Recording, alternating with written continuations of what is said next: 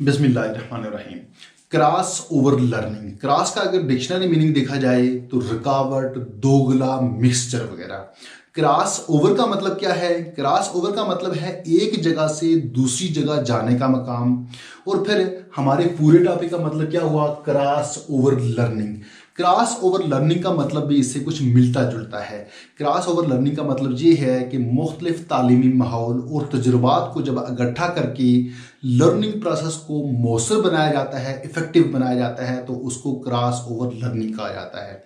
इसकी मुख्तलिफ डेफिनेशन है। हम इसकी मुख्तसर सी डेफिनेशन देखेंगे, वो ये है: combines the experience of learning in both class and outside the classroom। Classroom के अंदर जो लर्निंग होती है और क्लासरूम के बाहर जो लर्निंग होती है, इनको कंबाइन किया जाता है।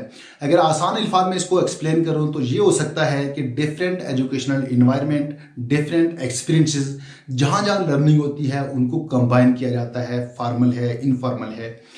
हम क्लासरूम के अंदर जो लर्न करते हैं उसको रियल वर्ल्ड से जोड़ा जाता है ताकि लर्निंग बेहतर अंदाज में हो, ज़्यादा से ज़्यादा इफेक्टिव हो।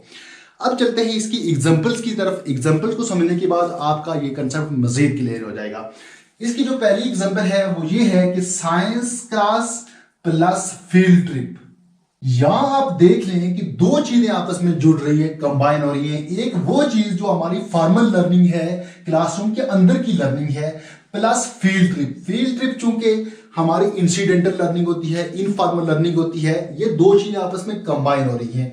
मसलन आप बच्चों को, अपने स्टूडेंट्स को कहीं फील्ड, कहीं आप जंगल में ले गए या फिर कहीं म्यूजियम में ले गए, उनका एक ट्रिप है। वहां जाकर आपने बच्चों को मुख्तलिफ तरह के पौधे बताए, उनकी इकसाम बताई, और वापस जब आप क्लासरूम में आए, दूसरे तीसरे दिन क्लासरूम में आए और क्लासरूम में आकर आपने वो जो पौधे बच्चों को बताए थे उस पर बहस की कि ये इस तरह है, ये इस तरह है। और जब इस तरह की लर्निंग होगी, कंबाइन करके हम किसी चीज़ को सीखेंगे तो हमारी लर्निंग बेहतर अंदाज में होगी।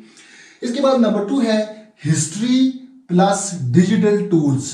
जब आप बच्चों को हिस्ट्री पढ़ा रहे हों तो हिस्ट्री के साथ उनको वर्चुअल रियलिटी भी दिखाई जाए ताकि वो उस दौर को महसूस कर सकें। वो जो पुरानी बात आप बच्चों को बता रहे हैं, पुराने ज़माने की कोई आप चीज़ बच्चों को पढ़ा रहे हैं, तो उसके साथ जब आप वो दौर, वो चीज़ें वर्चुअल रियलिटी के जरिए बच्चों को दिखाएंगे तो बच्चे महसूस करेंगे, उनकी लर्निंग बेहतर लर्निंग होगी। फिर इसी तरह maths plus puzzles game. Puzzles game को मैथ के साथ कंबाइन किया जाता है और इस तरह मैथमेटिक्स को आज हल करना बहुत आसान हो जाता है।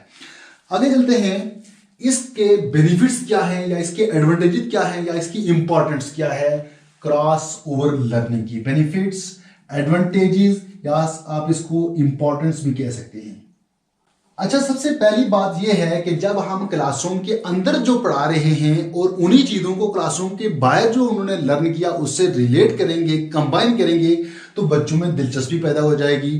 फिर है डीप अंडरस्टैंडिंग। ये जाहिर सी बात है कि जो चीज़ें क्लासरूम के अंदर हैं और क्लासरूम के बाहर हैं, जब कंबाइन होंगी, जो चीज़ें उन्होंने अपने दोस्तों से सीखी, जो चीज़ें उन्होंने फील्ड ट्रिप में सीखी, जो चीज़ें उन्होंने अपने किसी दोस्त से गपशप के दौरान या फिर ट्रैवल करते हुए सीखी, वो चीज़ें क्लासरूम के अंदर रिलेट होंगी तो उनकी अंडरस्टैंडिंग बढ़ेगी।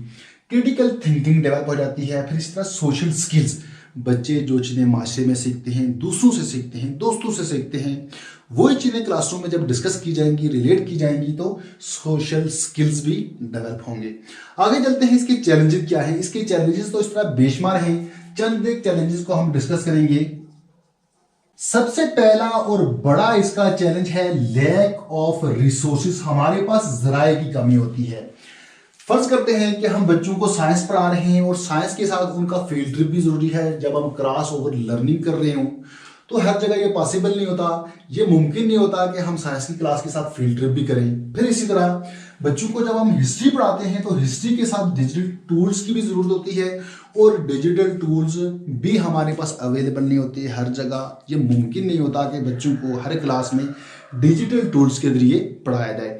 फिर इसके बाद दूसरा है प्लानिंग कम्प्लेक्सिटी। ये प्लानिंग यानी मनसूबाबंदी में भी बहुत सारे प्रॉब्लम, बहुत सारे चैलेंजेस पेश आ सकते हैं। क्यों कि जब टीचर्स क्रॉस ओवर लर्निंग पर काम कर रहे हों तो उन पर एक एक्स्ट्रा बर्डन आ जाता है और ये मुश्किल काम होता है।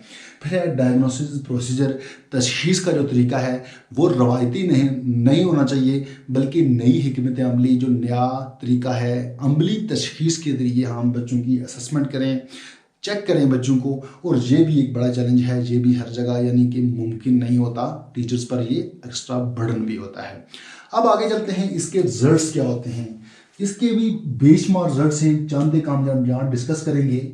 यहाँ मैं आपको सिर्फ एक ही रिजल्ट बताऊंगा, वो ये है कि तालीम का, नॉलेज का, इल्म का सबसे बड़ा मकसद क्या है। इसका सबसे बड़ा मकसद ये है कि आप अपने नॉलेज को अपनी रियल लाइफ से, अपनी लाइफ के हर एक पहलू से जोड़ दें। जहाँ कहीं आपको मुश्किल पेश आए, प्रॉब्लम पेश आए, काम करते हुए कोई भी काम करें तो वहाँ अपने नॉलेज को आगे ले आएँ और उसके मुताबिक परफॉर्म करें, उसको कंबाइन करके आप परफॉर्म करें तो आप बेहतर अंदाज में लाइफ गुजार सकते हैं, आपको कोई मुश्किल पेश नहीं आएगी।